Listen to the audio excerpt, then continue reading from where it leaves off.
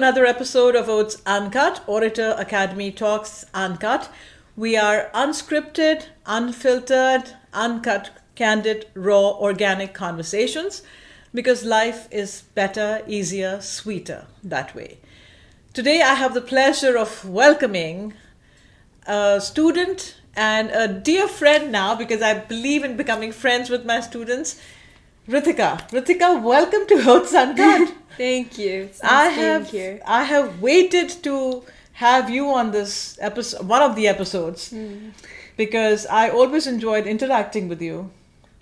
I found you very mature and stable in your thought process. Are you like Thank that, you. or were you faking it really well? No, I think I am pretty logical when I think. I know how to articulate my thoughts well, I feel. You do actually, and I saw that in the off-the-cuff, spontaneous moments when you actually came up with really good content. Thank you. Do you think that adds to your skills and that gives you an edge as compared to others maybe? I think it does to an extent because it does allow me to come off as more professional in certain situations. However, that's kind of just one factor in that, like, what determines your success in any situation. But it does help me kind of stand out since I seem a little more mature, as you've said before. Mm-hmm. That is true, and I'm glad that you're already noticing that it makes you stand out. Mm-hmm. Do you think it helps with your even personal social persona? I think to an extent it does. However, I do act different when I'm not in a setting like this. Like when I'm with my friends, I do tend to be more like loose to an extent and able to speak in a different way. Mm-hmm.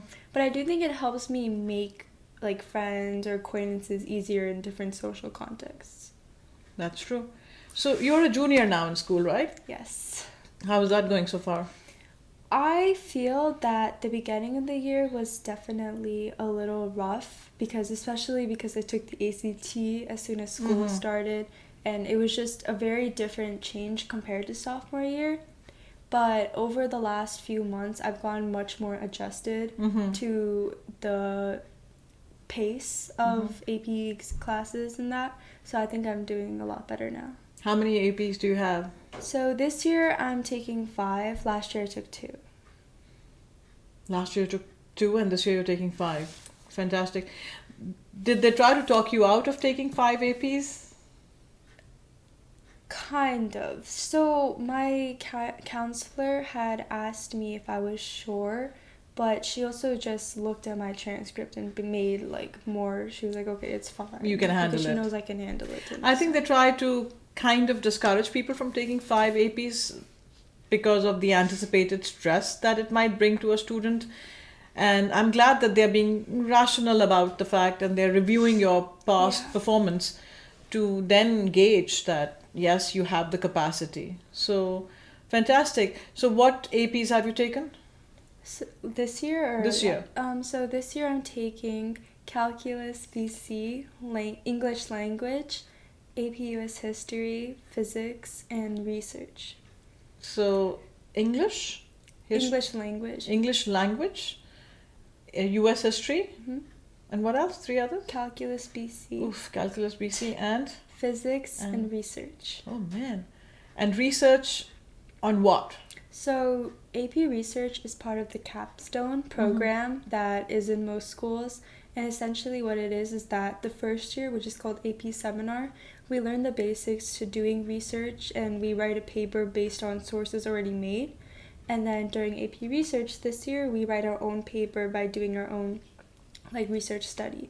So I'm studying how children's literature tends to implement gender stereotypes in the youth. Ooh. Because it's a topic that I kind of read up on during the summer, so I started doing more research into it.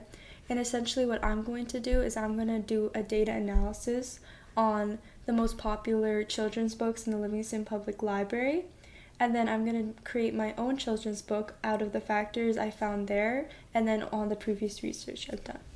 That sounds amazing. Thank you. And sounds like a very big project. Yeah. It's all about pacing, I feel. Pacing. I would love to have you back to hear about your research on this particular topic of gender stereotypes. Sure. And what is your observation so far, besides the children's books, about the topic of gender stereotypes? Do you think there is still a lot, or less, or improving, or regressing? I would like to say that over the past decade or so, there has been signs of improvement, but not to the extent of which it should be. And I do feel there are times that like it tends to take 2 steps back, and we're not truly progressing because of how many setbacks we have over time. Especially if a woman will second judge another woman about her leadership qualities just for the fact that she could be hormonal. And, that really depresses me sometimes, and I hope that we can get over this hump sooner than later, because when I talk to students like you and others also, there is so much promise that you all bring.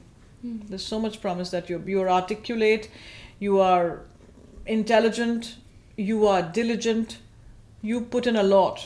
Thank you. And it would be a shame if you don't get the same offerings that a male counterpart would get. What do you want to pursue after, or in college and after college? What profession do you plan to pursue? So, ironically enough, while I am researching gender stereotypes, I'm not really interested specifically in that type of research. I do want to pursue architecture, but after spending my summer program at Carnegie Mellon, I found that I was really interested in sustainable architecture, because I had one professor who kind of gave lectures about the projects he's done as a student and with his students regarding using more eco-friendly material, or how they can create buildings that aid the environment around them rather than destroying it. And I thought that was a very inspiring concept, and very relevant in the current time where we have so many issues regarding the environment itself. And you sketch beautifully too, so you have those artistic abilities. Thank you. So I think if people with creative mind and intellect, no matter what field you enter, you will see things from a different lens. Yeah. And that gives the world some hope that is sustainable. And you have a younger brother? Yes. What grade is he now? He's in 7th grade this year. 7th grade. Interesting. And how's he doing? He's fine. He seems to be enjoying. He's a little stressed out to an extent. It's just a change in comparison to 6th grade for him, but he's not complaining or anything. He just has a little more work to do, I feel. Does he look up to you, or does he feel that these are big shoes to fill because the sister is doing all these things, and when he gets to your level and your grade, he will also, if he doesn't take 5 APs, then he's not as smart, being your sibling? Do you think that kind of comparison or pressure happens? I think it does at some times, just with small comments he makes on and off.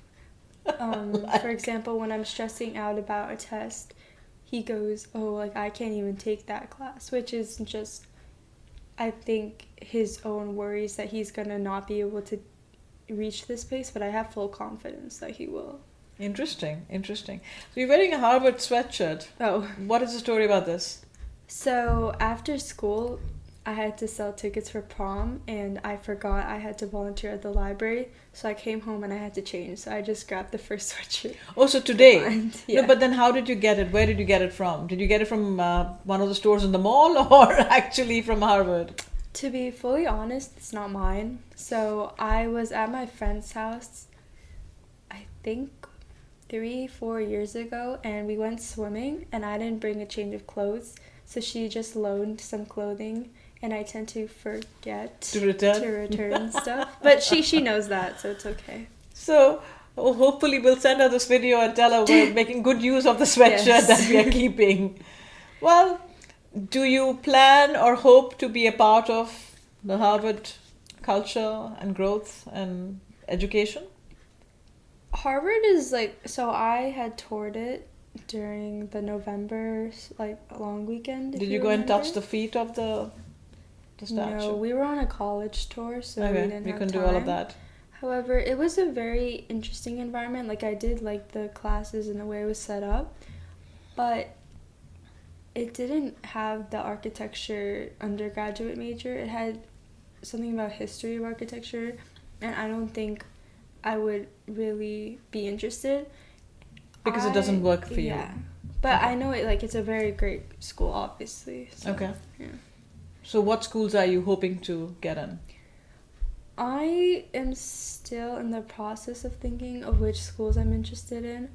Obviously, schools like Harvard and all the Ivies, I may apply to like one or two, not with the major of architecture, because I am interested in research and other things. I might apply for one of those if I were to try for Harvard. But another college that I was really interested, or colleges, would be Cornell, U-Michigan, Carnegie Mellon. They have good programs for architecture? Yeah. Okay. Obviously, my list is not as defined at the moment, but I do have some time, so I'm not too stressed out. I go back to the part about your brother. Do you empathize with him that he may struggle to be as cool and as accomplished as you are? Or do you think he carries, because I feel the younger one sometimes carries a burden of, especially if the older sibling is overachieving and really accomplished. It's a burden on the younger one. Do you feel that way? Or did you feel, being the first one, that you had all these expectations of societal or parental, that they expected you to go to certain heights and you were not keen on it, and then you explored it? I'm just kind of giving you different scenarios. Yeah. I think in my case, it was less of parental pressure, because while my parents always did encourage me to always try my best and excel in classes, I feel I put a lot of that pressure on myself, because I do tend to stress and study a lot, and I don't want it to all have gone to waste in the end. So that kind of motivates me to continue Keep trying. Keep going. Yeah. Is there somebody around you, in your family or otherwise, a teacher, whoever, that may have inspired you to be, in a certain way? Or maybe you seek inspiration a little bit from different people in your life. I think that's the case as well. And I have one teacher that I've always been very close to. I don't aspire to be exactly like her, but I do aspire to carry her type of mindset throughout life, because we are two very different people. Because I know she is willing to sacrifice some things that I know personally I wouldn't be comfortable to, and I think that's just the differences we have. But she's always consistently working hard and pushing herself, and she's accomplished so much so far, so I really admire her for that. That's amazing. It's great to have good role models. And it's also a skill to be able to identify role models. You can land up with role models who are actually not serving you well. Yeah. So, well, I'm glad that you have role models that inspire you. Going forward, how do you handle pressure? You said there's no expectation from the parental side and you were just driven yourself. But do you think there is competition in your grade, your peers? How do you take each other? Do you feel envious of each other? Do you feel inspired by each other? Do you become mentors to the others or mentees to the others who may need help or who you can help? How does that culture work? Yes, so basically competition is a very big thing in this town, and I feel it's quite obvious. And I am very good friends with a lot of very smart and talented people, and I think at times that makes my life even more stressful, because it's this constant race to continue catching up to each other. And it has caused tension in friendships before, and I think that may just be a way of life. There are going to be times when you may feel a little threatened by your friend. It doesn't mean you end the friendship, it's just kind of something you feel secretly. And it's not just for to my own situation. I know my friends and I have spoken about it, like when one of us accomplishes something, we feel happy for them, but there is a part of us that are like, oh, they've already done this and I haven't, so like where do I go from here? I'm lagging behind, or I'm not good enough. Oof, that's rough. I think that happens with adults too sometimes. So it's your mindset. If you can shift your mindset early on and learn how to deal with it and not be intimidated or envious, and be positively inspired, or just understand that, celebrate other people's successes, because remember we did the flossom thing. So understand that, we come with our unique flossomness, and happy for them, and not to put myself down either. Yeah. That's amazing. Very important. It's interesting that you brought up the point that this town is very competitive, because episode 23 and 24, we had a bunch of 7th and 8th graders. And they actually said that one of the random topics that they had actually suggested, and I put the topics in a bowl, and each one picked one chit and they had to talk about it. And one of the chits was, is C an average grade? When they started talking about it, none of them, they're all in the A category. None of them. So C is something that they can't even understand. I don't know how they gave me that topic, but C is something that they can't even fathom ever scoring. They're all A's. So if you are an A student all through, and God forbid, there is a moment in time in life that you are not in that A category, how will you deal with that drop? Do you think you will be resilient and strong enough to pick yourself up and keep going? Or do you think that might crumble you a bit? Not just specifically you, but your generation. I feel it's gonna be more able to tell once we're more in the real world. Like, we're still in school, so all this pressure is just the main factor of our lives right now. But once we get into college and real life, like post-college, so our work and all that, I think that's just gonna be one small factor, and we're gonna have to figure out, like, failure is normal in a regular context, and we've been taught so heavily that we can't ever be less than perfect at something. So it's gonna be a learning curve for sure, for myself as well, but I do think it's just something you have to experience in order to really learn.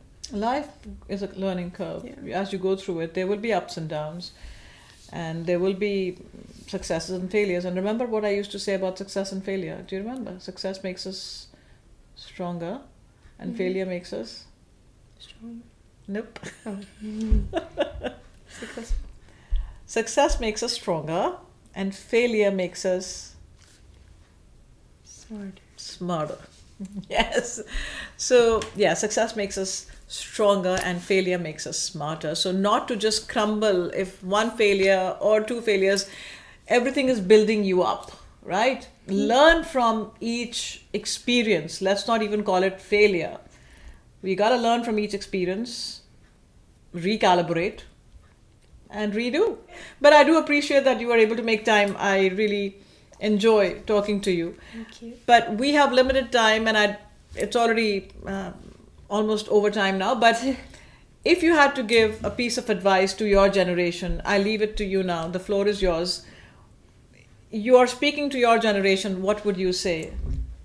I would say, and this is a bit hypocritical of me to say, but don't take every failure or rejection as something solely negative, because in the end it's really just an opportunity that you have now experienced, and it's going to help you grow as a person, and beyond just the school or college setting, it's going to help you become more adjusted to the real world. So it'll help you adjust to the real world. Definitely. Thank you for that wonderful pearls of wisdom. Thank you. Anything else you have for me? You want to say to me or ask me before we close, before we wrap it up? Can't think of anything. Can't think of anything. You have all your answers already. Yes. Wonderful. Well, thank you for coming today. Thank you. Thank you for joining me on this couch and talking about some interesting stuff relevant to your generation. Always smart, always wise, always accomplished, with much love and blessings to you. Thank you. Tune in again for more episodes and more insightful conversations on OATS Uncut, Orator Academy Talks Uncut. Till we see you again. Take care.